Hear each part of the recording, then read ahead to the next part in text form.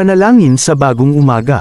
Amang mapagmahal at makapangyarihan sa lahat, salamat po sa panibagong umaga na iyong ipinagkaloob. Hatid mo ang pag-asa at panibagong simula. Patawarin mo po kami sa aming mga pagkukulang. Linisin mo ang aming puso't isipan, upang kami maging karapat-dapat sa iyong biyaya.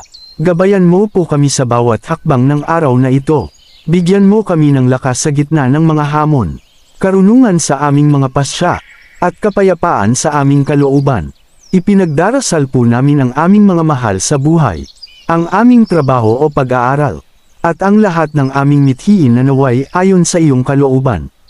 Pagharian mo ang aming puso, upang sa lahat ng aming gawin, ikaw ang aming maitaas at mapasalamatan.